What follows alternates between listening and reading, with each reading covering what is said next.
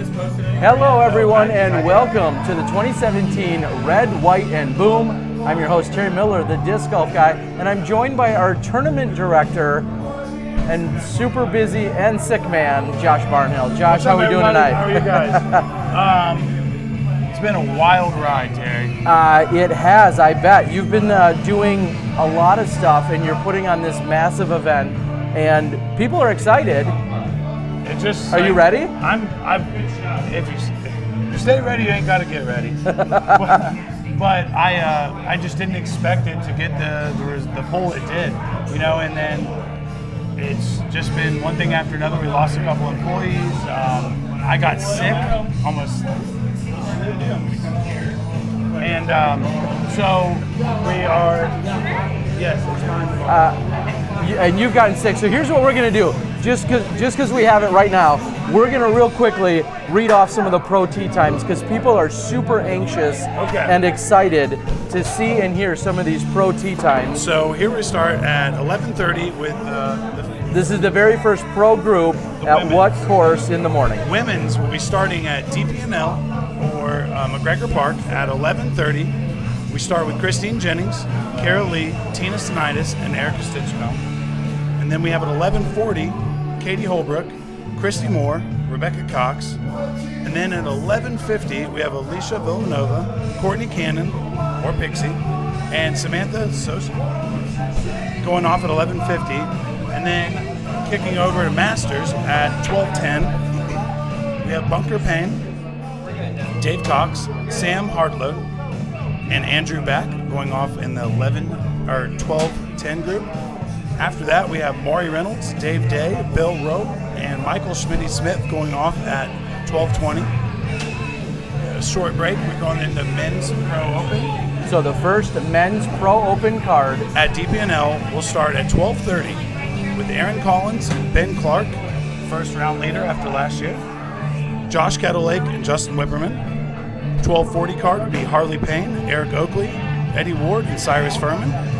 12:50 card will be Aaron Martin, Trevor Harbour, Rick Steeler, Stephen Nkata. The 1 o'clock card will be Tyler Spicer, Zach Payton, Brett Good, and Bart Kowalowski. The 110 card, we've got Ben Krieger, Chris Warfield, Gary Costa, Tyler Horn. The 120 card, Corey Ellis, Jeremiah Krause, Matt Blakely, and Brandon Ward. The 130 card would be Nick Snyder, Aaron Rowley, Brandon Van, and Brandon Beanie. 140 card would be Kyle McInnes, Pete Moritz, Tanner Kaufman, Adam Ginn. And the lead feature card tomorrow, going off at 2 o'clock, we have Drew Gibson, Dutch Napier, Patrick Brown, and Isaac McDonald. Awesome. All right, so there you have it. A lot of people, I know it's kind of a weird thing to open our entire broadcast with, but a lot of people have been excited. You actually have it handwritten right now. This is going to get converted onto a computer and then posted to PDGA and Facebook and everywhere else so everybody knows. So there it is. Those are your pro tee times. Now, the AM tee times, those can be found out on Facebook? You can find them on Boom's Facebook page. You can also find them on our local page, Southwest Disc Golf Ohio. Okay. And also, Boom's Facebook page, our local page, they're all posted. They've been posted for a few days now. Awesome. And it's so hard. How do you do this, Terry, with AMs? I want to drop. I want to move divisions. I have things to do. Yeah, it's so you have nearly 211 AMs. 211 amateurs, and that's all going to be tee times tomorrow, and they're playing at Belmont Park. Okay. So again, amateurs starting at Belmont, and then all the other tee times that you just read a few minutes ago are all at DPNL? They are all McGregor Park, DPNL. Okay, and that is 1,000 Woodman Park Drive. Okay. All right. So explain what's going on. I mentioned at least on Facebook where we're at. This is the Diplomat Lounge. Yeah, it's just a local bar here in Dayton, Ohio, close to the course. Actually family owned by my family. So we decided to bring everyone down to do a bar athlon. Okay. Which you and a partner will play cornhole, disc golf, our putting game, darts, and pool. Okay. And then we do a tournament. Winner takes some money home and probably takes a good buzz home too, I'm sure. All right. Well, so right now what's going on, just literally feet from us, I'm seeing a little bit of bags action or cornhole, depending on where you're from and what you want to call it. Yeah. And then also I'm seeing some pool taking place. And then over our shoulder, out on the back patio, is some putting taking place. Yeah, we have some putting. And then up in the front bar, there's some darts action. Darts, yeah. I'm terrible at darts. Really? Terrible at darts. Not good at throwing things accurately? Not so much. Okay.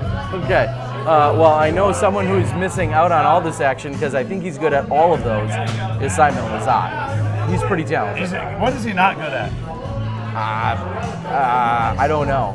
He's good at everything. He's good at everything. He is. So Simon, we miss you. So you've got a pretty great team of Booom members that are going to be here representing Booom throughout the weekend.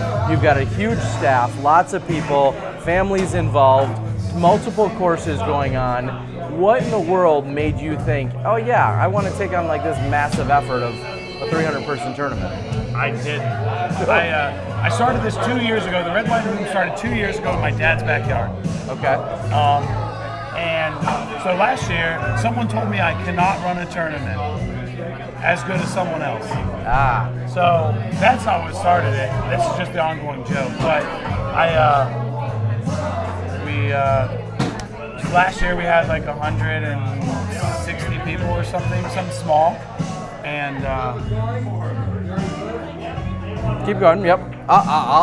And so this year, Dynamic said, "Hey, let us help you out. Let's get involved. This thing's a pretty big, hit. We get some talks about it. People are asking us about it." And I said, "Okay, let's try it out." We were at the memorial. They said, "Okay, we got 200 spots for you. Think you can fill them up?" I said, "Never in a million years." So then we had 215 people signed up, and we had 25 on the wait list. And man, it is tough. It is. There's a lot of people to coordinate, and pre-registration is, of course, paramount. And just to clarify, as people want to know out there, Jesse Diller is saying that all AMs are at Belmont tomorrow, pros are at McGregor, and advanced is... Advanced and Advanced Masters are with the pros this weekend. Okay, so Advanced and Advanced Masters Intermediate and Rec are with the pros. At one course, and Advanced Masters and Open will all be at McGregor Park tomorrow. Okay. Belmont on Sunday. On Sunday. Okay. So, so all professional divisions plus the advanced men and all advanced divisions. All advanced divisions. Okay. All open divisions. All right. They're all going to be tomorrow at McGregor and then Belmont on Sunday. Hey, by the end of the weekend, I'll even know where everyone's going. Who knows? This is the biggest event Dayton's ever seen since Worlds in 91. Yeah, somewhere back then. Yeah. Awesome. So I'll be this is one of my first time, I think technically my first time ever in Dayton. I came into town, got to see Belmont today. I was out there playing, had a great time with John Hollingshead. It was a real fun time getting out there and playing. I realized, I told you this at Hazy Shade, which I'll mention in a moment, I either need to quit disc golf permanently forever and never throw another disc, or I need to go out and play at least once a week, because what I did out there today was flat out embarrassing. What'd you shoot? I don't even know. No, I do. I think I shot a 59. You shot 2 over. Yeah. Not that bad. And I'll admit, there are a couple of legitimate par 4s, or pretty close to par 4s out there, a couple of them. No, you shot par. Par's 59 this weekend. Okay, still. Par golf? Yeah, it was frustrating. I will say, of course, I played it blind, which I still feel like I could have shot better. I feel like you just got out of the car, didn't even see it. Yeah, and I was like, let's go out and play some golf. So it was fun. Thank you, John, for the round. I really appreciate it. What a stud, huh? Yeah. And I'm looking forward to it. So let's talk a little bit about media. Here I am babbling live tonight and tomorrow night, but let's talk about your media plan throughout the weekend. Wow, we have the whole Booom staff here this week. Trent Nickel, he'll be working with you. Yep. Stud.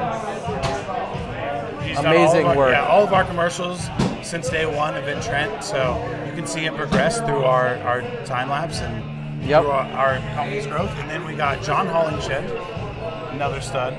Yep. Couldn't be any luckier to have these two fall in my lap, huh? Yeah, they're very talented and some of the best that we've ever seen here in disc golf. So it's great to have them both in one spot this weekend. Yeah, and then to top it off, we have obviously Terry, and then Jomez Productions. Jomez Awesome. Productions is here. Okay. I cannot believe they made it. They got stuck in a traffic jam. So, yeah. Well, at least their RV is running. Yeah. They've had enough problems, guys. Everyone's car's breaking down lately. Yeah. Tina and Eric recently Jordan had those. Castro can't make it this weekend. Broken car. Actually, Johnny had to drop it because he was broken foot. No, I'm just kidding. He got a little flare up, so he's not going to be able to play this weekend. Other than that, I think I'm happy so far. So far. Well, here we are on Storm. yeah, I was just going to say, this is the eve of the event. It's a really unique format. As we just described about the tee times, everyone on the amateur side, all the intermediates and rec divisions, playing the DP&L course with a tee time tomorrow. That's one round. AMs are at Belmont. Correct. Sorry. I should quit talking about where they're going to be, is what I should do. But anyway, you guys know where you're going to go. Yeah. Forget what I'm saying. But the point Message is, me personally. they're playing one round tomorrow, and then they swap courses and everybody goes to the other course on Sunday. And you're just playing one round a day, 19 holes at both courses. At both courses. Both courses, 19 holes. Okay, so you're getting 2 extra holes out of everyone for the weekend. But that's kind of a unique format. Why did you go with that? Because that's not all that common. It's never been done here. I just think that everything we kind of do is, why stick to the same old? You know what I mean? Why not give these guys, like when I said tee times, they're like, what? And I'm like, yeah. We're going to try this. I think that my community that's given me so much, they need this. They need something like this. They've never even heard of a tee time or anything like that. Sure. So, 200 AMs. They're most from Ohio. I think we have about 40-60 ratio from out of state though. Okay. But what AM doesn't want a tee time? Yeah. It's something we see.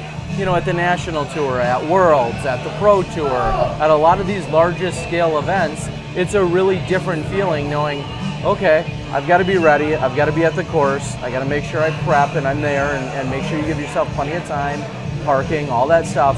Get to your tee time and be prepared and ready to go, and you get called out and off you go. Right, and then it's like they're like, they almost have to feel like they're playing like for the World Championship or something, like never playing a tee time and maybe rec or intermediate, like.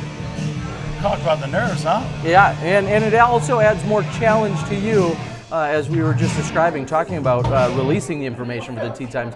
It adds a little bit more work, and it probably makes the days longer ultimately, but it's a really unique experience. Right, exactly. Getting sick, and then people dropping out, and then trying to fill this tee time slot.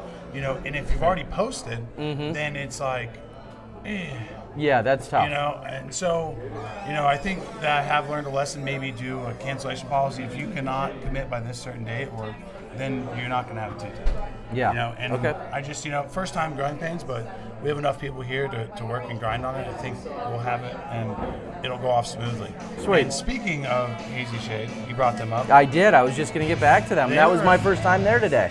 What'd you think? It's amazing. The place is enormous. For starters, it's probably the largest disc golf pro shop I've ever been in. Nicest? I would go as far as saying that too. I mean, there's so much room. Obviously, there's the driving area where people can throw. There's an actual cement tee pad in there. There's a driving range with a cement tee pad, which is awesome. And a hangar bay, and then in the next room over, there's a putting room. Yeah, so there's everything you need there. I took note of the disc manufacturer representation. They don't just focus on any one brand. There's certainly a lot of different options in there. So they actually separate their discs by speed and stability, not by brand. So their thought is on that, if you're looking for something understable and a fairway driver, you have a whole wall to pick from, not just one brand. Correct, and I thought that was really unique as well, the way they had that set up. So players could go there and check in today. Yep, they checked in from noon to 8. And they got a massive players pack. Let's talk about that. Dynamic Disc, cannot say thank you enough to all the people involved. Jeremy Resco, Matt Sedgwick, Robert McCall, anybody that works with Dynamic. I mean, they've stepped up for us and really made the event over the top. Yeah. I mean, they're getting a Commander, Stars and Stripes bag, Special Ops Edition, 3 limited edition discs that haven't even been released yet. Wow. A Lucid Marshall, Biofusion Convict, and a Prime EMAC Truth. And then they hot stamped some Dimax for us of John Hollington's photos. Okay. I mean, player pack's insane. It sounds like it. Did I hear the entry fee was like $110? $110. And their player packs were 2, 4, 800, 9,000? 10,000. 10,000. 10,000 pesos. But no, it's worth more than a couple $100. Oh yeah, absolutely. Especially with, if they want to, I mean. That's crazy. And the experience. And then recreational's trophy only. Mace Man's doing the trophies for us. Okay, awesome.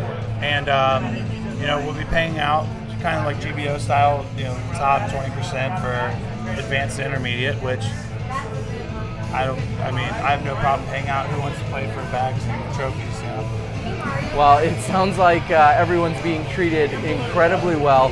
What does this mean for you? Let's fast forward and let's just say everything goes perfectly smooth, which we're going to trust that it is. 48 hours from now, Sunday night, what are your thoughts already that leads into either the rest of 2017 or into 2018? Where do you go from here? Well, I got some work to do for my team. We're going to come out with a bunch of new hats for them. That's my second half of the year. And then the day after the tournament, I'm going to start planning for next year's Red Wave. Yep. I'm going to take a week off. My birthday's next week. Okay. So happy birthday. What day? 7/11. 7/11. All right. Paul Oman share a birthday together. Okay. Top Paul. Nice. Shout out. So I have I just had a kid a year and a half ago, and it's like, it means a lot to me.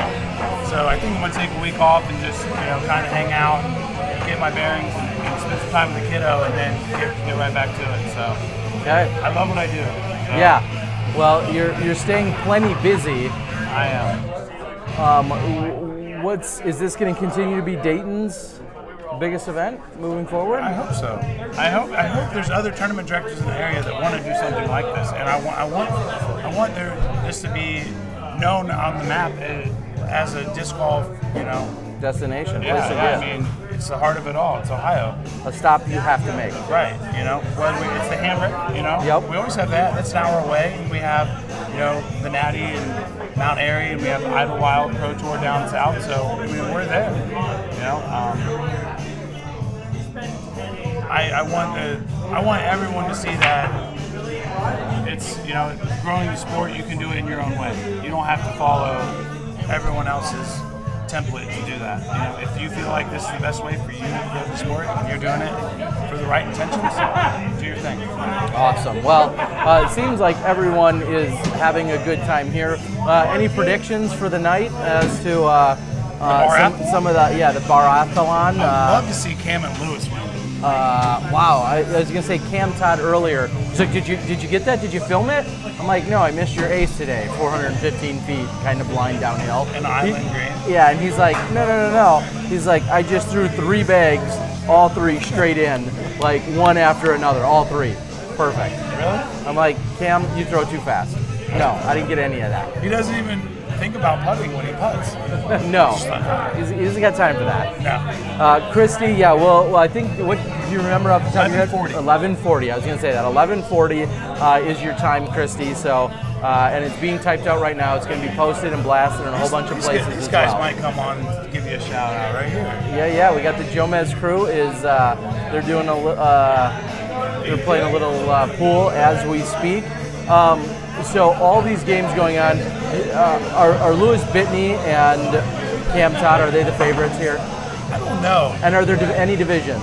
Oh, this is open. Okay, wide open. 1,000 rated, open, bar apple on. Martin Schultz says, no offense to Johnny, I want Cam to win. Well, his chances just got better because Johnny McRae earlier today announced he was still going to do his putting clinic, which he performed at noon. So he put that on for at least 2-3 dozen people. There was a lot of people out there that partook. However, he had to withdraw from the tournament because he said his Lyme disease has flared up. So Johnny has officially withdrawn from the tournament. and will not be competing this weekend. So, which is, of course, sad for all of us to see. He said he was battling through the end of the world, and he just didn't say anything to anyone. It shows how tough that guy is, Yeah. Line sees third place, Masters eligible and still kicking ass at Worlds. Man, and he's the best guy, the nicest man you've ever met. Super nice guy, for sure. He'll be around all weekend, He'll be hanging out a little bit, yeah. I know in talking to his wife Jennifer earlier today, she said that they're going to start making their way up to Wisconsin, our neck of the woods, for the Silver Cup, Manitowoc in the Park event. Yep. Big event taking place in Manitowoc in the next few weeks. So. And then July, Am Worlds. Right around the corner. I'll be with Johnny and Jen out. Okay. Yeah, so Boom's going to be at Am Worlds. You guys are going to be doing the Fly Mart and all that stuff? Yes, sir. We'll be out there. So that's why I have a week off and I'm going to Am Worlds, so here we go. Very cool. Well, I announced the other day another something, I'll say a little selfishly and excitedly on my end. I'm going to be heading to Tennessee in a couple weeks. I'm going to be going to the Nissan Stadium experience. That sounds sweet. Also put on by Dynamic Disc. Super looking really forward to that as well. So DD keeps doing big things, and excited to be working with them for the next few weekends here. Right, exactly. So I mean, you see someone that's really pushing the envelope, and you kind of have that same style. I love doubles. I love partnering up, doing cool things. So I love what they're doing. I can't say thank you enough to them.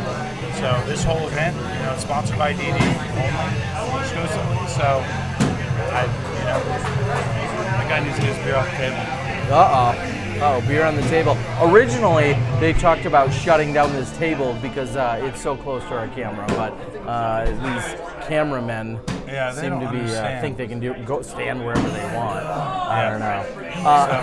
I saw Dutch Napier, Batman, walk by a moment ago. He's going to step in and join us in just a few moments. He's here with his wife, and so I think Batman's going to step in. We haven't seen much of Batman in this neck of the woods for the last.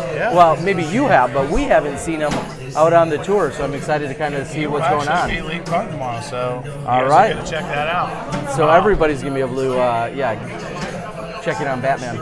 Get their Batman fix. And he's another guy, if you know Dutch, he's the nicest guy ever. Yes. Yeah, I mean,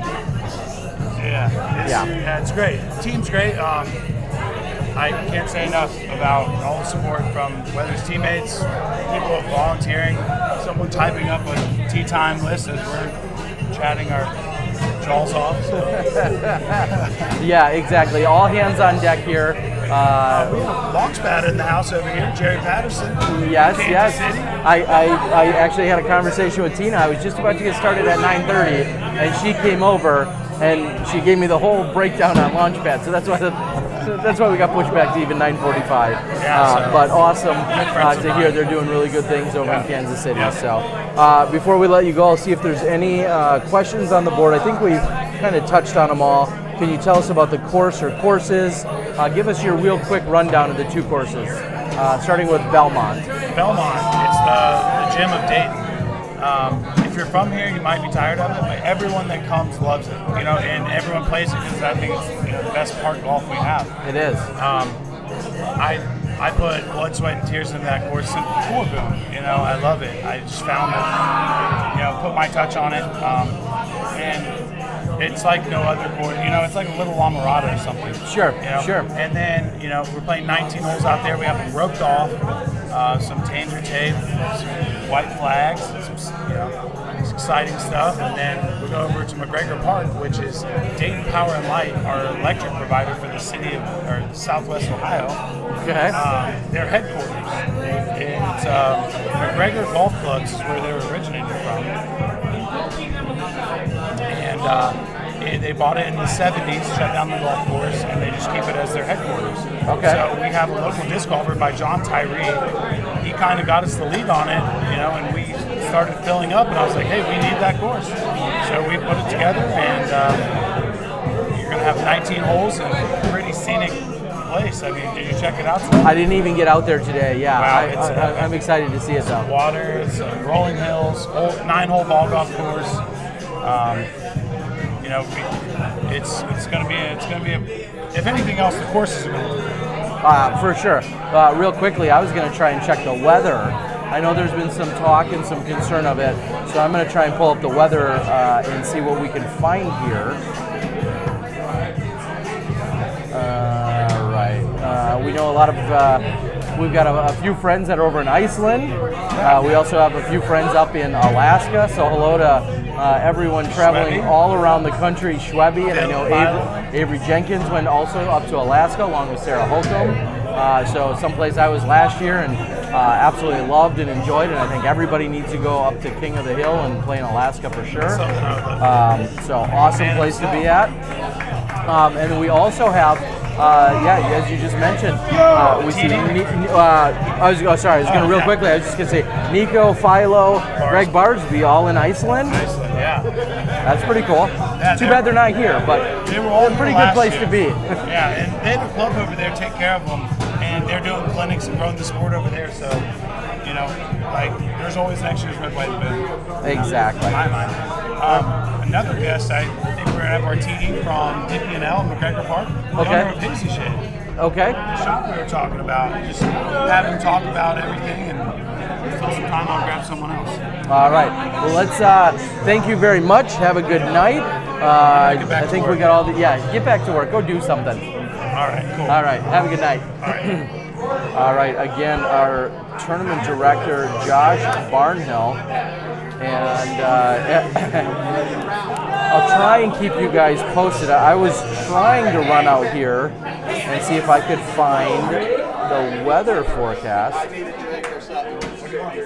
No, I can't drink. All right, hello. Terry. Jeremy.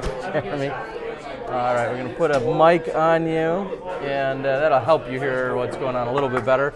Jeremy is joining us, and we keep giving all these accolades to Josh, but introduce yourself. Tell us what you're doing this weekend. My name is Jeremy. Here, I'm going to move this a little closer to you, actually, just so we can hear you a little better. I think it's getting louder in here. All right, go ahead, try that. Okay, my name is Jeremy. I own Hazy Shade Disc Golf here in Dayton, Ohio, and in Springfield, Ohio. And I am running the DP&L side of the event today. DP&L, all right. Yeah. So Josh was kind of just giving us the breakdown of that course. What is your take on it? It's a nice course. This is only the second time the course has ever been played, so it's pretty cool. It's a beautiful piece of land. It's a nice piece of history out there. So that aspect of it is really cool. The first time we played it was a lot longer, so we shortened it up a little bit, being a singles event versus a doubles event. But beautiful, nice use of elevation, nice mature trees, grass under your feet the whole way. It plays about 2 hours. And good overall feedback today from the players who came out. So I guess my question would be, what do you think the best score will be out there, and who's going to shoot it? That's a good question. It's not going to be decided by the arm. So I'd say a guy like Pat Brown is going to have a good shot to shoot the best score out there. I would be surprised if it wasn't double digits. Okay, and R is 57. R's 57 out there. Or is it 60 with the 19th hole? I think they're all threes. Oh, okay. So you're just doing it that way. Yep. All right, makes perfect sense. All right, so tell us about Hazy Shade as one of my first time ever being there today and seeing how massive it was and the variety and the amount of employees. Tell us how that's all evolved. So Hazy Shade's been around for 16 years now. We've been in the game for a little bit, and we started about that big. Yep.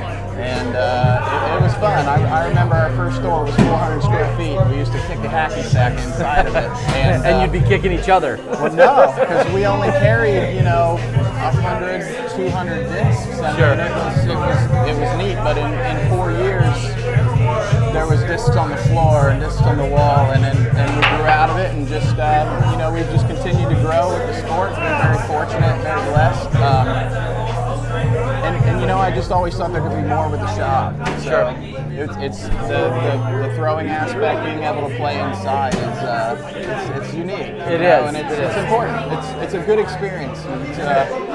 Players can come in, new players can come in, and that's where we can really take them in there and show them how to throw, and instead of just showing them a couple grips and sending them on their They can way. actually try it right there. Yeah. Exactly. I was saying, talking about the fact that you guys have an actual tee pad right in the you know, a portion of the store there. Like, what a great opportunity, you know, to really visualize and feel and materialize exactly what you're trying to do. Yeah. It's been good for us. It's been good for everybody. You know, guys like Philo, when they come to town, they'll give lessons in there, and they can really get a lot of stuff done because they're not chasing discs. Correct. Yeah, exactly. So you went from about 400 to what? About 4,000 feet? So the Dayton store is 6,400. 6,400. And Wow. the Springfield store is 4,700. Wow. So they're massive. The Dayton store has 2,000 square feet of throwing area inside. It's pretty sweet. And I asked this question earlier to someone today, and I think they, you know, just even their nonverbals gave me the answer, which there's nowhere else you buy a disc around here, right? I mean, everybody has to shop there and should shop there. You know, we love to think that, of course. Good. Yeah. Well, it seems like, you know, obviously the hustle and bustle of the tournament check-in was going on there, but just lots of people shopping, and as we said, you have all of the different manufacturers represented, and I mean, it's one thing when a store does have a bias, and that's their you know, their prerogative. But it seems like you guys, you know, have a little bit of everything from everywhere. Yeah. We feel like it's our job to give the customers a good service. So we don't even split our discs by brand. You know, it makes it a little harder for running online orders, and we have to keep kind of a spreadsheet to keep the staff be able to locate everything. But, you know, as a consumer walking in the door, you shouldn't always have to be educated on everything you want. You should have the opportunity to see what everybody has out there and then decide what's best for you and your game. So it works good for us like that. All right. Any parting shots? Anything else you want to share with the world here today before we let you go? No, I hope Mother Nature's good to us this weekend. And, you know, I hope all the players shoot well and we have a good time. And thanks everybody for coming to Dayton. I appreciate it. All right, sounds good. Well, on that note, I'm looking right now. It says Saturday, a high of 85, 10% chance of rain. Yep. Saturday night, just a 10% chance of rain, and Sunday, high of 86 with a 10% chance of rain. We very well may skate by. The rain may come through tonight. The humidity is going to be up. I feel like I'm back in Augusta. That's Ohio. You get used to it after a while. It gives you that good glow.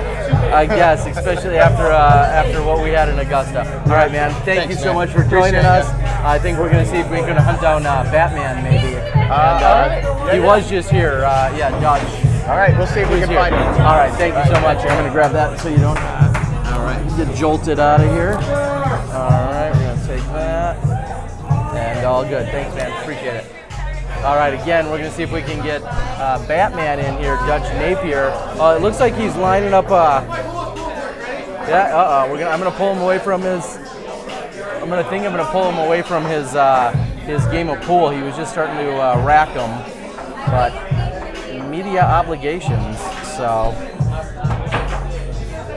all right. I'm gonna see if there's any way. I don't think we can get the music turned down. I'd love for that to happen, though. I'm not sure if there's any way I can hunt down Mr. Barnhill. He'd be the man to talk to. When it's quiet, we'll do our best. Martin Schultz, simmer down. I haven't seen Kara Lee. I'm guessing you're a big fan, but I haven't seen her, so I can't make her magically appear. She's on the internets. So I don't. There must be some joke about Ben Clark. I don't think I know what Daniel's getting at here. Again, we'll see if we can have Batman join us in a little bit. Again, talking about the weather, we just got out of a very hot and humid World Championships down in Augusta. I kind of felt similar today. I gotta say, I got out of the car. It was warm, maybe not quite as hot, but it was definitely humid. And I think we're going to be faced with some of that this weekend. So that's going to definitely be a concern out there for our players. And I think for all the camera crews and everyone else alike. Tee times were talked about at the opening of the show for the pro divisions. I know Josh was kind of shuffling those around throughout the entire day based on final registrations that were coming in. And I do believe Southwest Ohio Disc Golf, actually just now an alert came up from Josh talking about the tee times. So hopefully everybody knows where they're going. The amateur tee times were posted a few days ago with a few minor changes, but it looks like the pro tee times are up and ready to go. The featured card that I believe we're going to see Jomez Productions filming will include Drew Gibson, Dutch Napier, Patrick Brown, and Isaac McDonald. Isaac McDonald, of course, your 2016 Amateur World Champion after taking the title in Madison, Wisconsin last year. Also a Booom sponsored player. So we're going to see all of those guys again. Dutch, Drew, Patrick, and Isaac McDonald all at 2 p.m. That's Eastern time, as I've now changed time zones and really messed myself up. All right, I'm going to go back and real quickly. 11:30 is Christine Jennings, Kara Lee, Tina Stenitis, and Erica. 11:40 is Katie Holbrook, Christy Moore, Rebecca Cox. 11:50 is Alicia V, Courtney Cannon, and Samantha Sosha. So those are your tee times. I would have reversed and put the four but either way, 11:30, 11:40, and 11:50 respectively, all taking place tomorrow. Gotta thank Johnny V. Gave me a few details tonight on getting things up and running. I'm going to try and do the podcast tomorrow night. Officially a head bump on a overhead light. I'll be doing a podcast tomorrow night. I think we're going to be in a different location, and we'll probably be talking with a couple of the different competitors after their first day tomorrow. All right, sounds like Ben won Collegiate Nationals, so congrats to Ben. He won Collegiate Nationals and plays for the Cincinnati Disc Golf team. Where's the list of players for the event? I just know of where I was on Facebook. I'm not sure about PDGA.com or not. If not, I think hopefully he'll get all of it loaded so it can be also over on PDGA.com. Christy says there's not a complete list of pros other than the tee times he just posted. Philo is not here. I believe it was hoped that we would be here. However, Philo, along with Greg Barsby and Nico LaCastro, all over in Iceland this weekend, partaking in a pretty amazing adventure over in Iceland. I think they're doing some demos and clinics and some other things. I know also Dude Doubles was run yesterday. Correction, Wednesday. Or maybe it was Thursday. Whichever day it was, they had said it was one of the largest doubles that they'd ever had out here for one of their weeknight doubles. So congratulations to them. I'm trying to think, I did not hear who the winner was, so I'd pass it along if I knew. If you go out to the Booom Facebook page, sounds like that's where you can find a bunch of the information. That's all I can pass on to you guys. Okay? I'm not sure who's beating whom, Dutch versus his wife right now. But again, as soon as Dutch wraps up, he's going to come join us. If anyone has any other questions that I can answer, I'll be glad to do so. We are here at the Diplomat, family-owned bar and lounge here in Dayton, Ohio. I want to thank everyone has been very gracious in getting in here to town. People wanting to help me with getting set up and passing a beverage or two my way. So thank you very much. All right. Yeah, again, I'm out on Josh Barnhill's personal page. I believe he has just shared a link And then also, it looks like out on the Booom disc golf page. Sorry, I just want to get to it as well so I make sure I know what I'm talking about. If I can, I'll see if I can even possibly, I think it'll allow me to put up a link. And I will do just that. There we go. I will link to everyone. Terry, you should play rec. I should. Sadly enough, I'm not, well, maybe not sadly. If I continue to play as I perform today, I will eventually get my rating all the way down to there. Yes, Joe Mez Productions will be doing next day all day, as I'm looking at the whole Joe Mez crew. You want to join me? Uh-oh. Or the better looking one. Come on. Somebody join me. All right, we got Jonathan.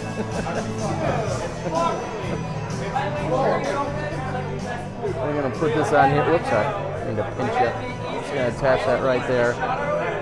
All right, they're dying to know what time are these videos gonna be released tomorrow? What time? Tomorrow night, before midnight? I'm sure in some time though. All right, no. Not in our time. All seriousness, tomorrow featured card 2 p.m. That's the plan. That's what Josh said. All right.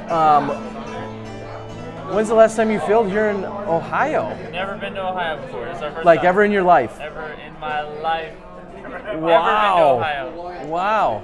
Oh, it's been great. It's about to get real. The weather has been so much better than what we're used to. Versus in Texas. Oh, I'm sorry. Let me turn this way up. I'm sorry. I want to make sure everybody can hear you.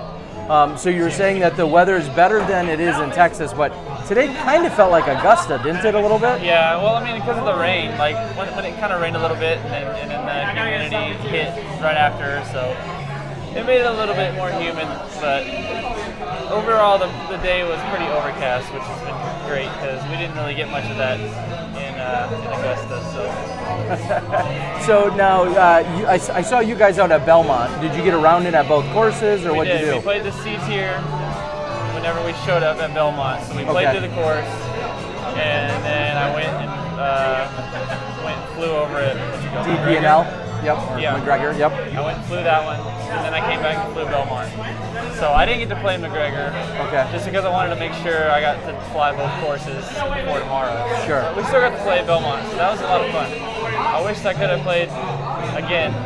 Yeah. That's what I said. Because I played it blind and I did okay, but what are those baskets? Mach 2s? Those are mostly old original Mach 3s. Those are rough. At least for my style of putting, I was having some pretty easy kickbacks, like right back at me.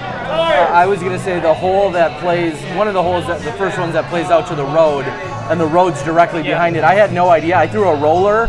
Yeah, that was in the road. I would never throw a roller there had I known the road was directly behind the bat. I threw a surprising amount of rollers at that course, and I never throw rollers. I know how, but I don't use them. And I threw probably 4 holes I threw rollers on. I surprisingly did well with the rollers.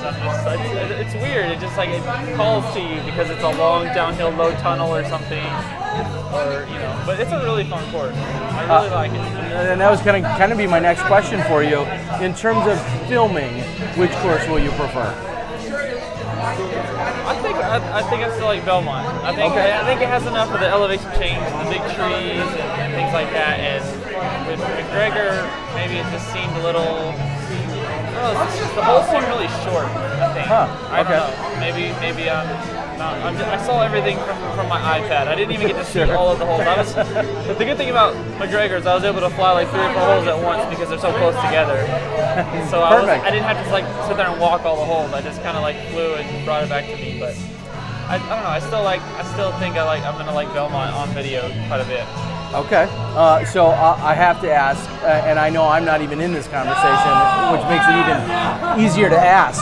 Who's the better drone flyer, you guys or Central Coast? Gosh, I don't know.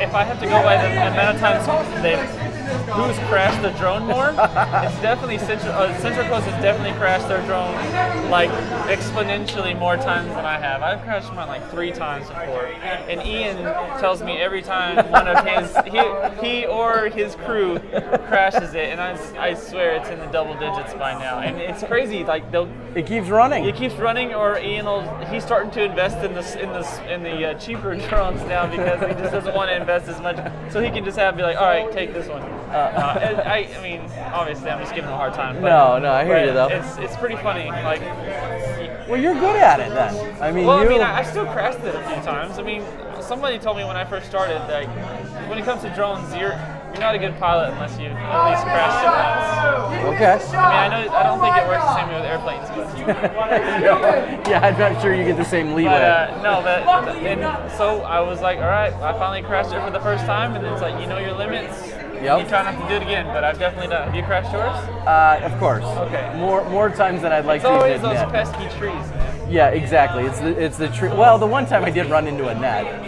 Yeah, at hole number 10 in Utah. Oh, yeah, I went right down the double Mando, yeah. And I hadn't walked the hole yet, and I was standing on the tee and just right into the net. And the best part was it went into the net, and then it ended up like falling like 2 or 3 feet, but then still stuck to the net. There you go. So it didn't break anything. That's not terrible. Like if you're gonna run into anything, a net is about as good as you can ask for. I had a really soft tree at the Utah Open. It basically took all of the impact and slowly dropped it to the ground, and it was fine. That's not too bad then. So you guys are gonna have it kind of easy this weekend. Just 2 rounds. 2 rounds. I don't think we've ever filmed a 2-round tournament. Wow. Yeah, I don't think that's ever Well, happened. Except for like Nick Hyde this year, but that wasn't on purpose. Yeah, okay. Like on purpose. I don't think we've ever gone into a tournament knowing we were only going to film 2 rounds. No, but I don't know. It's going to be fun. It's going to be a good time. We wanted to come out here last year. We weren't able to make it, but we're glad to be back here this year. So. Well, I want to clear something up. Michael just said something on there about Jomez needs to give lessons to the Prodigy drone pilot. I adamantly and vehemently last week said at Worlds, they don't have a drone. They don't have a drone. They use something else. They don't have a drone. Once I sat and watched the footage, something clicked in my head, and I remembered that actually the day I was here, the day I went to Georgia to test signal was the same day that Swami had a Army guy do drone previews. And so it was a certified like Army related guy that was on the base. So I do believe those were drone previews. But Marty didn't. But it wasn't Marty personally. So I think Swami got those because when I got done, when I met up with Swami, he's like, I said, oh, it should take him, if he's really good, it should take like, an hour or whatever to get through the course. Yeah. Swami met up with me that afternoon. He's like, it took him like 3 hours, and he's like, I don't know much, but I don't think he was very good. Well, I think that footage ultimately, I totally forgot that all happened. I think that footage ultimately got handed over to be used, and it got into Marty's hands, and I'm sure all of us could have used it if we really wanted to. I forgot that it even existed though. Yeah. I was wondering about that. Somebody said that maybe he just went on the base and did it. I was like, that would be stupid. Crazy. Yeah. So I mean, I'll say like when it comes to like Fountain Hills, there's a really intense pool game going on right now behind us. Anyways, so like at Fountain Hills, they said, oh, you can't fly the drone. They tried to tell me I couldn't, and so I just waited for the parks guys to leave and did it because I was like, what are they gonna do? Those guys are going home at 5 o'clock just like anybody else. They really don't care. Anyways, but it's different when we're talking about a military base. And also the headquarters of the NSA. Yeah, you might want to follow the rules when it comes to that. So I thought it was crazy to think that did Marty really just go on the base and just do it just because so that makes way more sense. I didn't even know that. Yeah, and honestly, Johnny V and I went out. I had to go see the spot where Katrina hit me or hit my camera. So I was on the Prodigy page. I was looking at trying to find that specific spot as to how it looked from the tee. Yeah. And so when I saw it, and I was like, And we were having this debate, and I'm like, no, I think something was held up. Maybe they just were on a golf cart, because it was kind of shaky and it wasn't real smooth. And then it clicked, like, oh yeah, Swami had a guy do it. And so I was dead wrong. Let me repeat, I was dead wrong when I was screaming, saying there's no way they have drone footage. Yeah. They had it, and it was done by somebody with the base, with Swami, who works on the base. That's interesting. I wonder why we never heard about it.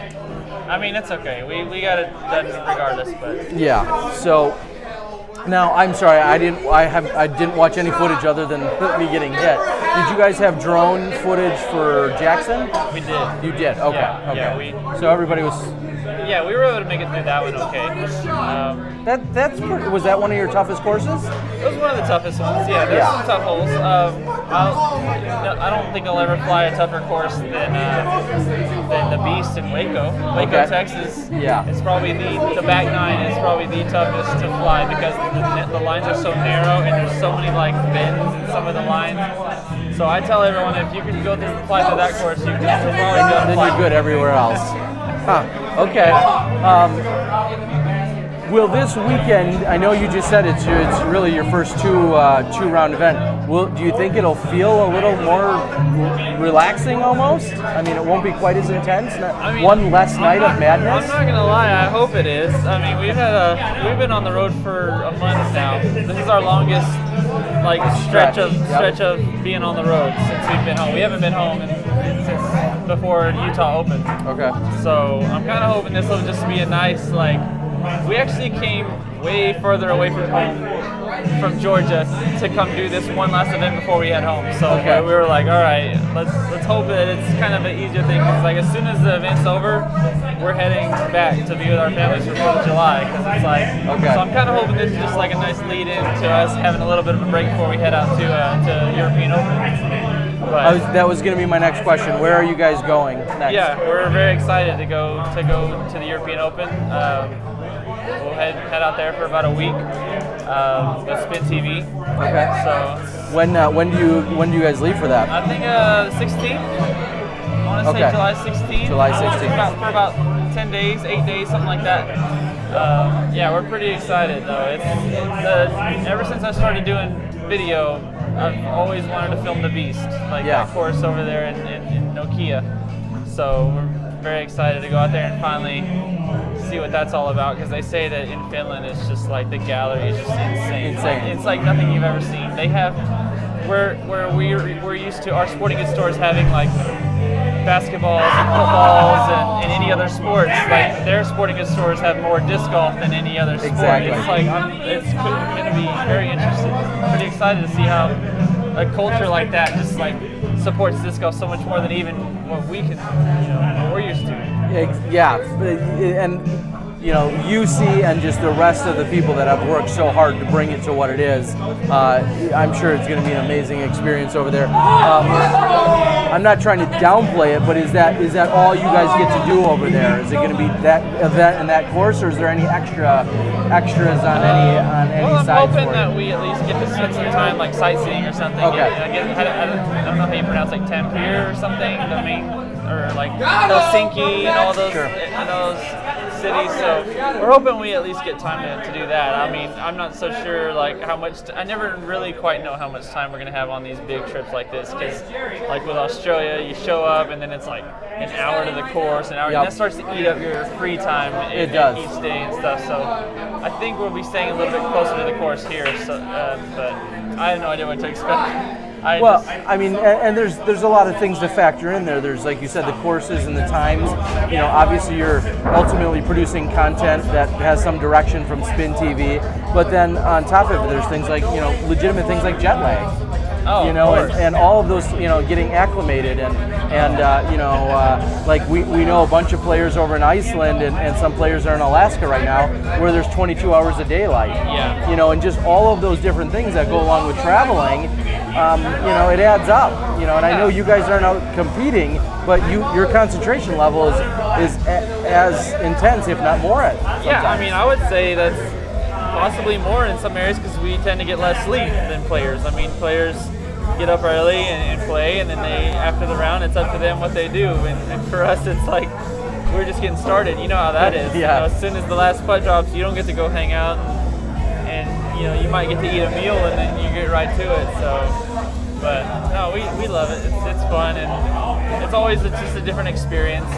Yeah, We're well, excited and you get, I mean, you're in Ohio one week, and you're in, you know, Finland the next. Yeah, it's just been a crazy year. We've had a great time. It's not always easy, and it's not always, you know, as glamorous as people might think. You know, people are always like, oh, it must be so cool, and I'm like, well, it is, but it's just like anything else. You just have to find a balance, you know, so you don't go crazy. Now, I've kind of jokingly picked on you guys a little bit about you've had some challenges with your RV since buying it. Yeah. Are we in the clear? I mean, I'm not going to answer that question. I mean, we can knock on wood while we do it. No, well, once we got past the old Emporia incident with the, you know, replacing our entire transmission. Yep. Okay. Which came after the Nick Hyde incident, which was yeah, but you helped us out with the battery. What was that again? It was just some kind of like anti-theft thing. Once we disconnected the battery to replace it, it had some kind of thing, and then they didn't bother telling us whenever we bought it. Okay. So, yeah, we got past it. So everything's good. Yeah, everything's running much better. We're just rolling. I mean, we've traveled quite a bit since that transmission incident. Jerry's telling me my posture's terrible. I know. There, is that better? Anyway, You're used to slouching over working on I guess, a computer. I don't know. It's just me. Anyways, but yeah, we've gone from. We left home into, you know, like everyone else, Utah up to Oregon and all the way across to Georgia. And then back up here. So, I mean, thankfully we made it this far. You know, we put a lot of miles, and we're only halfway through the season. If you think about the number of events we've got left, yeah. We got 5 stops on the Disc Golf Pro Tour. We've got a couple majors, national tours, you know, and everything in between. Yeah, it's exciting. I mean, it's crazy. I feel like we've been doing this longer than we have. It doesn't feel like halfway. Like, it feels like we put in a lot, but well, yeah. I mean, you guys have done a ton of work, and just that, we're only halfway through the season, and as rewarding and fun and fulfilling and everything that it is, it's still a ton of work. Yeah. I don't know. We're having a great time. It's just, you never know what to expect. I mean, everywhere's different. We meet so many awesome people everywhere we go. You know, we just did we held a little mini event in Nashville. Okay. And we just kind of do this thing where we say, hey, come out and play 18 holes. The top 4 guys after that, we'll film your final 9. You get the full Jomez Productions treatment, you know, with shot trackers and and all that. We had 45 people show up. I've never even been to a mini in my life where 45 people showed up. But Nashville's just so saturated with courses and such, you know, really good group of people that they showed up, you know. Like, we put out a couple days notice, not even that much notice, and said, hey, come out. And it was awesome. We got to meet a lot of people and just stuff like that, like just different experiences we have along the way. Well, it has been fun seeing all these new places. Like you said, we're, you know, here somewhere you've never been before. Someone asked, do you think anyone can reach 16 at Belmont? Do you remember that? I think that's the uphill. There's a forehand route. Yeah. Do you think anyone can reach that? Man, that's a tough one. I mean, I threw that one today, you know, 350, and then shanked my drive on the second, and then barely made like a 40-foot uphill putt, you know, to say 3. But we played with Louis Bitney today, and he had a great drive, and it's just like, and you're still 200 feet out, you know, it feels like it, maybe 150, but I don't think you can reach it, but that doesn't mean you might not get lucky and can a nice, you know, 100-foot throw in or something. But no, as far as reaching it, I know Drew Gibson can bomb. I know there's a couple guys out there that got good arms, but that's still 600. What is it, 6? Yeah, something like that. And it's downhill and then back up, and that turns it from that. It has another, you know, 75 feet or something if you think about it that way. As far as the urban legend I heard today was that 2 years ago Simon was right there for it. That he pretty much drove the pin.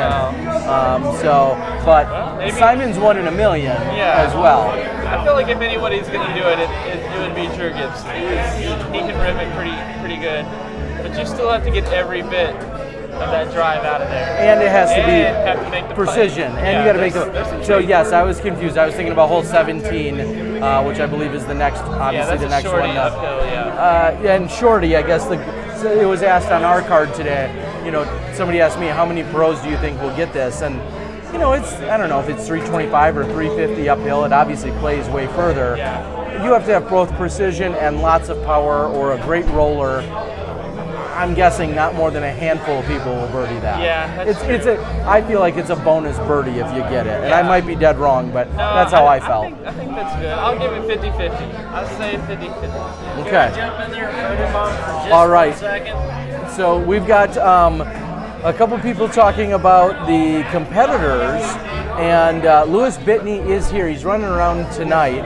I also did see Cam and Leslie out there. Cam aced hole number 5 tonight, which is like a 415 foot, awesome. slightly downhill, kind of blind to a new elevated basket. That's awesome. No big deal. Hole 5. That one was a lot of fun. That's amazing that he was able to ace that. That's incredible. So, you know, and I don't know. I did not. Who's ever talking about not seeing Leslie's name on the list? I did not either. Now that you say that, so Leslie may be taking the weekend off, and Cam Todd, I don't see on the tee times either. So I don't know if he's taking the weekend off. I don't believe that he was. He didn't. He said he was going to play the course blind. He then later went out and played the course. Yeah. So I don't know where he's at the moment. I'm not sure. But anyway, we'll get it figured out. I'm sure if he's meant to be on a card, he'll get on a card, one way or another. All right, couple questions were something about a camera at the 2012 Worlds. What camera did you use to film the 2012 Worlds? 2012 Worlds, my first round of disc golf I ever published. That was a Canon 7D. It's a DSLR. It used to get the job done. You know, that was the camera I owned, and I used it used as much as I could for you whatever still have I it? could. No. Did you trade it? You traded yeah, it to I traded upgrade? it in, and we moved on to another DSLR, and then now we got rid of those and have the Sonys that we have now, the Z150s. So, all right, so there you go. Sony Z150s, and that's what, an FS7 or something? Well, no, that's another. That's the Slomez camera. The Slomez one. Yeah. Okay. Yeah. I just figured that'd be the very next question. Yeah. They are at the Diplomat Lounge. Yep, that's where we're all at. I thought there was one other question on here. Editing software, you Premiere? Adobe Premiere Pro, yeah. Then After Effects. People are always asking how we do shot trackers. And After Effects, it's not even a special plugin. It's just trial and error. It's just a lot of work, but Michael's done an amazing job with shot trackers. So. And I use Adobe Premiere Amateur. They use Adobe Premiere Pro, and I use. I'm sorry, but I don't think they make that anymore. They kind of sort of used to. They used to make Element, which is how I started. Elements. Yeah, that's how I started. Okay. I mean, we all started there. I started Windows Movie Maker. I mean, I did too, technically. Yep. I went Windows Movie Maker, and then I went to Elements like 8 maybe, somewhere around there. And finally, it was just last year I finally went to Premiere Pro. Yeah. Is Jomez channel in 4K? We have 4K cameras, but we don't produce in 4K because we just don't. I don't know that many people. I don't know how many people really are going to go so far as to pull it up in 4K. I mean, if you're pulling it up on your laptop, there's a good chance that's not 4K. If you pull it up on your phone, there's a good chance your display isn't 4K. I mean, 4K is awesome, but I just don't think it's worth the whole. The extra, the space, the render, and the process. It's insane. You know, an hour-long worth of footage in 4K versus 1080. I mean, obviously, I'll tell you 4 times the size. We don't have that kind of capacity. We don't have the kind of upload speeds to be pushing in 4K. It's just not quite there. I don't think that it'll be anytime soon, to be honest. I think everyone's pretty content with 1080 as it is. So, I mean, I know you even in live would love to have 1080 consistently. Sure. Yeah. You know, 4K is a ways down the road if you're talking about the quality. All right. So you hand draw the flight tracker in After Effects. Yeah, that's all Michael. But yeah, it's basically done by hand. It's not any kind of special plugin. Like I said, there's no magic tool that you use. It's just a line tool that you draw, and we trace the the disc as it flies through. You know, every shot's unique. Every shot's different. There's no special tricks. Just trial and error. All right. Who's doing commentary this weekend? We're staying at Josh Barnhill's father's house, who actually, I guess, owns the bar. Diplomat. And also staying there with Drew and Eric Oakley. So I think there's a good chance we're going to get Drew and Eric together for the first time on some commentary. And I'm pretty excited. I think those guys are pretty entertaining on the track. So. Can Drew be nice?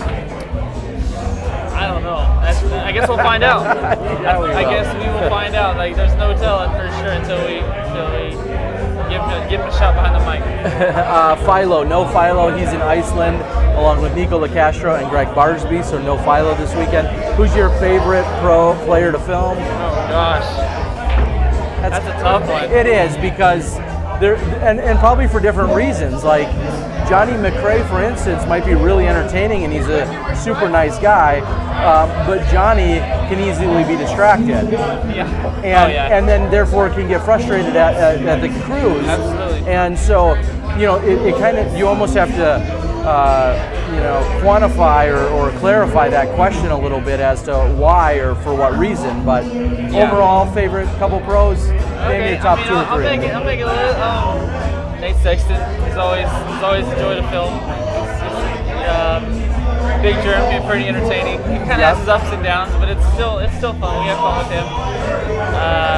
Who else? I mean, Ricky and Paul, they don't miss very many putts, so that's always just fun. Like, ever since I started doing slow-mo, all I want is just like to have big putts on camera. Like, it's just the most fun for me to get the right angle and to just see someone smash a putt from 50 or 60 out. It's amazing. So, I mean, to be honest, when you get guys like that are just known to have a very high percentage of smashing putts outside the circle, I mean, that's fun to watch. Everyone loves watching it. We love filming it.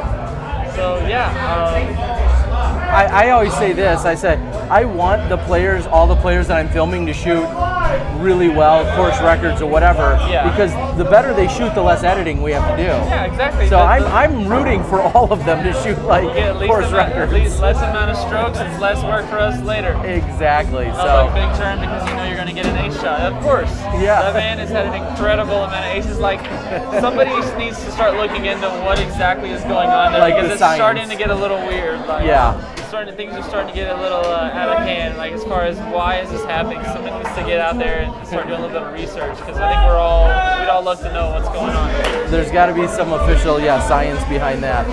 When is the last time you actually played a round of golf? You played today? Today, yeah. I mean, we don't get to play a ton, but we definitely try to make time to play the courses that we go to. Like, especially like if we know that there's a good chance we're not coming back to this area for a while, like Ohio, or like Kona Peace Day, like I'm in Czech Republic, I'm gonna play the course. I will make time to play that course. And then, I asked Josh today, I said, I think we might only get to play one course, which one should we play? And he said Belmont, for sure, hands down, play Belmont. So we did.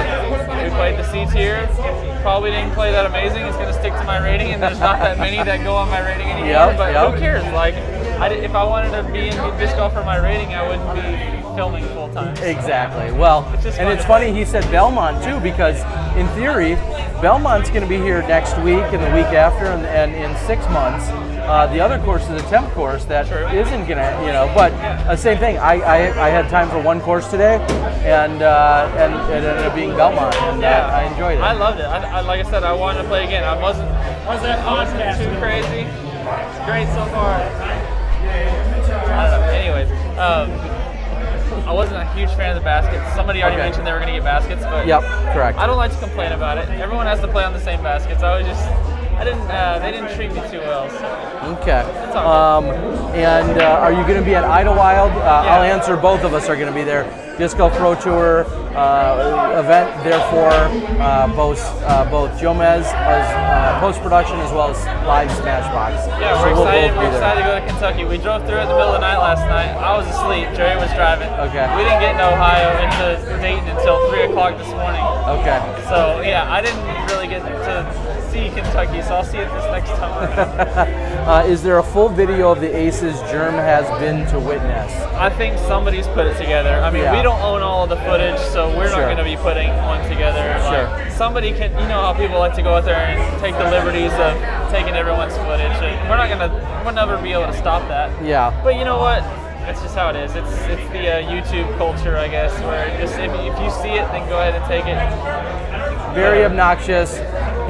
I'll less politely say, don't effing do that. Don't take their work, don't take our work, and think, oh, I'm just going to make this cool compilation. Yeah, it's all crazy. of us bust our asses and work really hard to get what we do. Yeah, and then when people just kind of want to smash together a bunch of other people's work. I mean, the least you can do is shoot a message and then see how we're feeling that day, and maybe we'll say, okay, you have permission, but that's never the case. I've rarely had anyone ever actually ask, and then they'll just like put it out, and then we're like, all right, well, you can try to get YouTube to remove it, but at the end of the day, it's still a disc golf video, and in the grand scheme of YouTube, they're like, whatever. Yeah.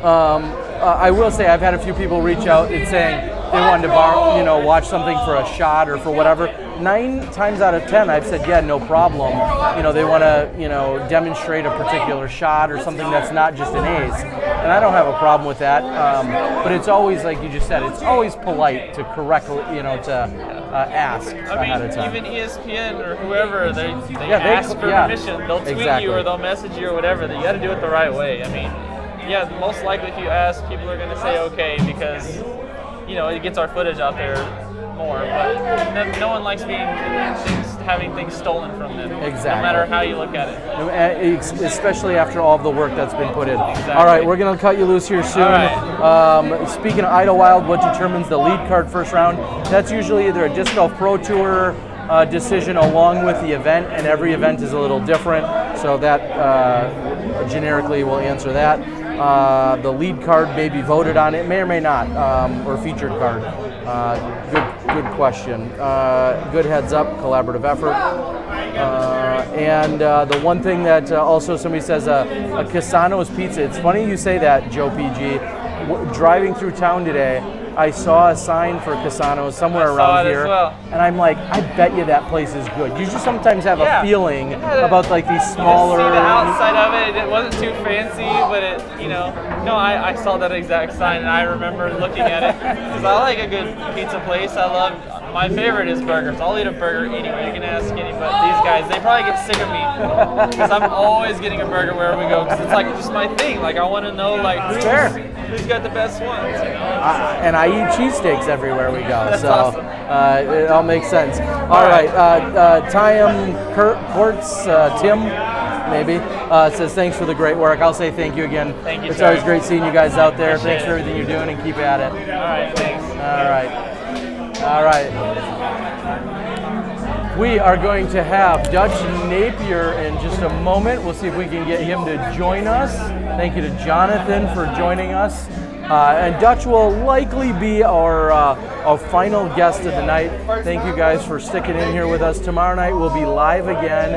I'm going to find a quieter spot, I swear, tomorrow night, so it's not as crazy. I'm going to put this on you there, buddy.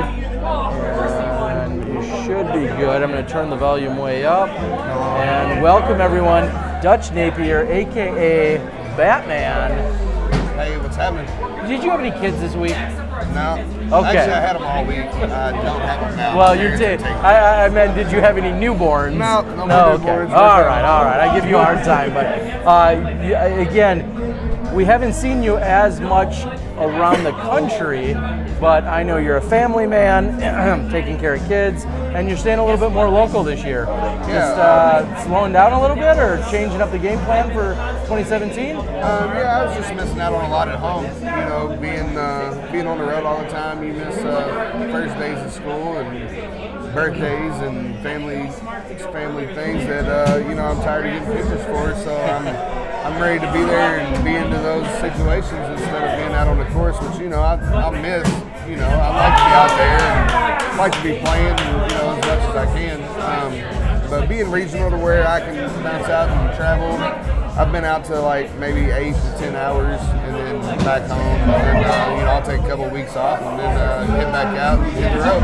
Now, I was out of town, or out of Wisconsin a few weeks ago, but you came up to Wisconsin for the Mad City Open. What brings you that far away? That's like 8-10 hours? Yeah, it's 8 hours for me from Kentucky, and I absolutely love that place up there. I've been up there the last 4 years. They've always treated me real well. Disc Golf One Chain actually paid my entry fee and sponsored me, so just to get me up into their area. And like I said, I love those courses up there and normally play real well. I didn't play bad this year. I just had a couple mediocre rounds.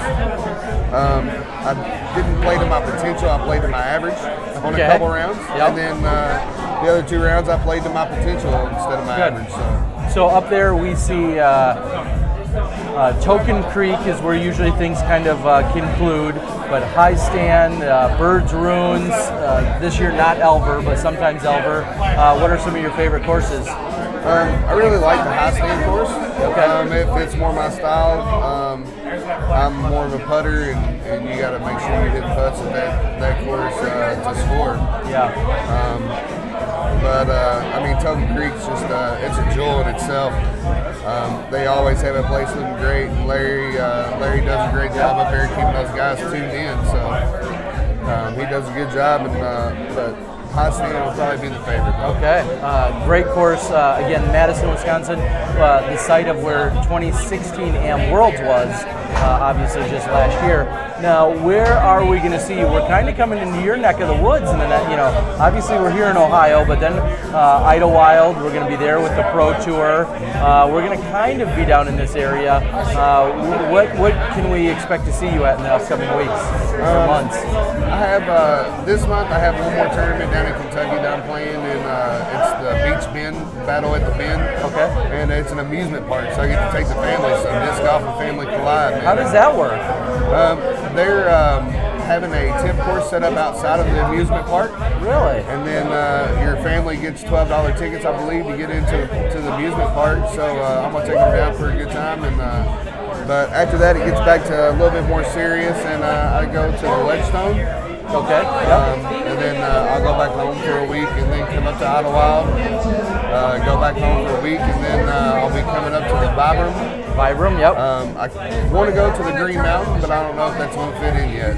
Okay. Coming back home after that, 16 hours from Massachusetts, and then driving 22 back to Vermont. It's rough. Now, one thing that I have been saying to a lot of people, I was talking to I think it was just Dana Vici, or no, it was Steve Rico just last night. I had a long conversation with him, and I was saying, if there's a year to try to get to Green Mountain, it's definitely this year, because that could prep you for next year's World Championships. It really it's going to be the same 2 courses.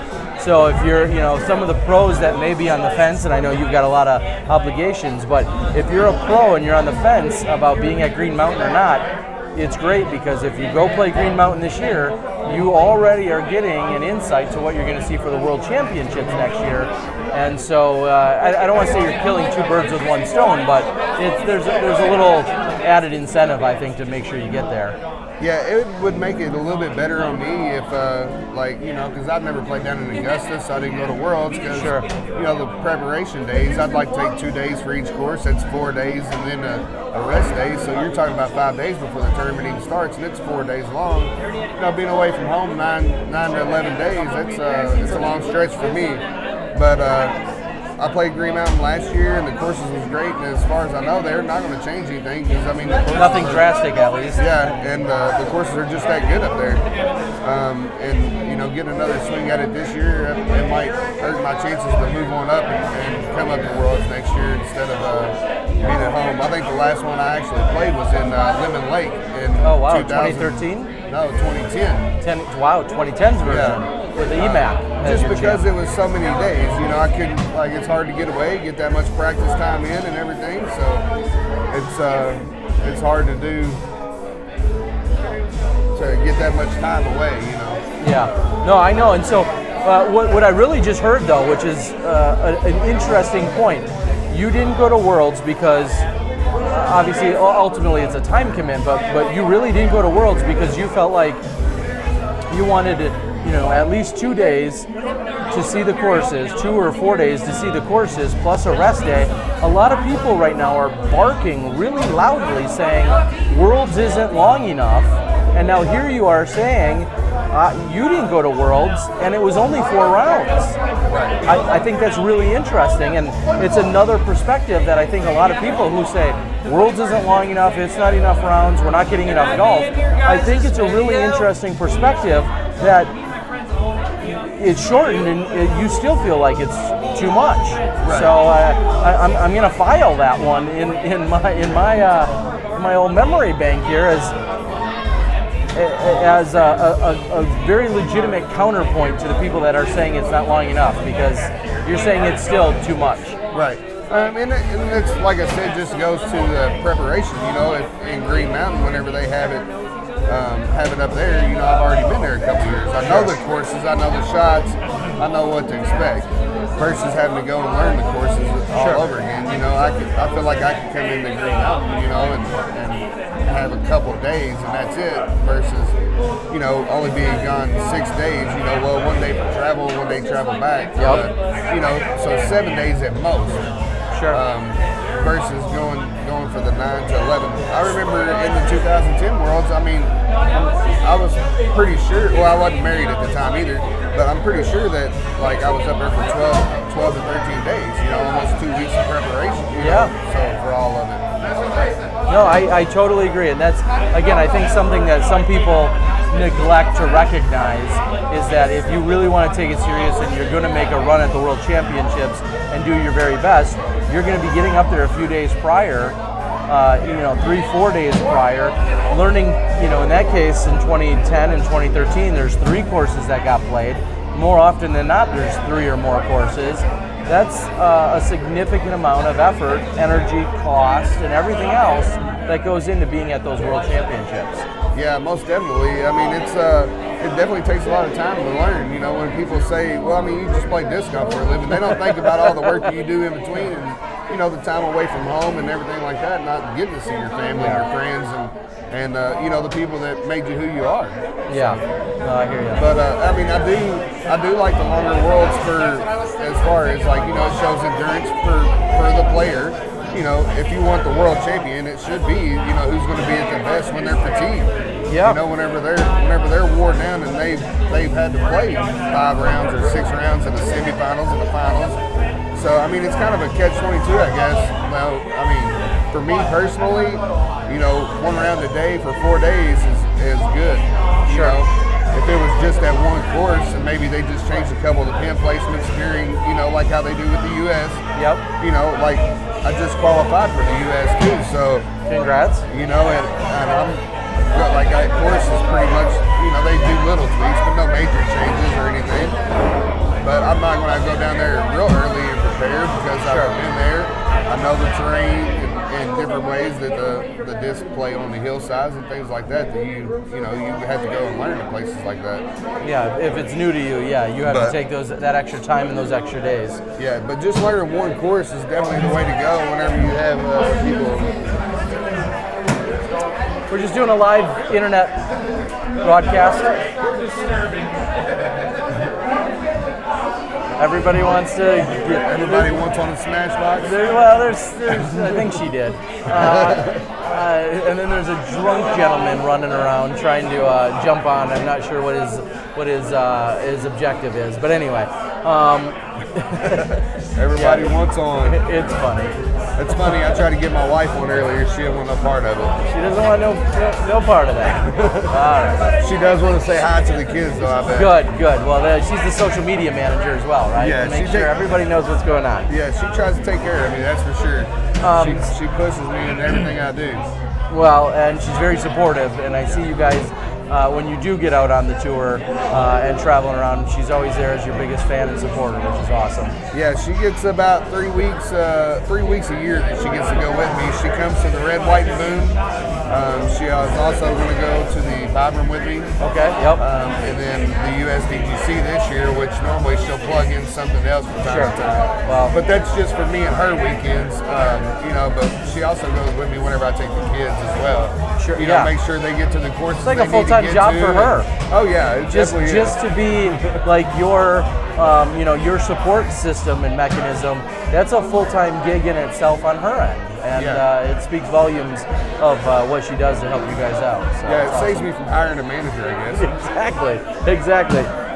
So as Smith Factory said, you like the idea of 4 courses, and you didn't like that there's only 2. That just furthers the point of what Dutch was just saying. 4 courses, you're talking about anywhere from 4 to 8 days, or whatever, depending on your practice, to try and learn that. And the PDGA has very much gone from upwards of 3, 4, or 5 courses. They will say got it down to 4. Then 3 became kind of a standard for a number of years to try and get down to 3 in the open division, because the pros were saying we don't want to be here for 2 weeks trying to really dial in these courses. So when you have less courses, it's not a matter of making worlds easier. It's making the prep time more realistic.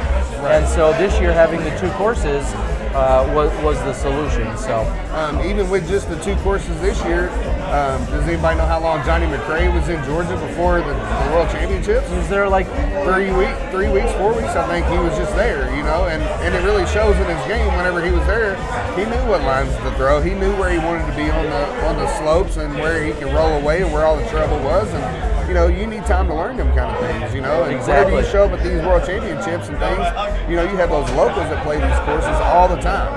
You know, they play it day in, day out. And whenever you're local, you can do that kind of thing, and you know how the course plays. So it's just us pros trying to get to the local knowledge as quick as possible, and it's hard. It is, yeah. As you said, there's so many other things going on. And this, unfortunately, could go on as a debate till the end of time about how many rounds there should be for Worlds. Right. You know, I've kind of dialed in right around that magic number of 5 for me personally. You know, spectators want different things than what some of the players want, and so on and so forth.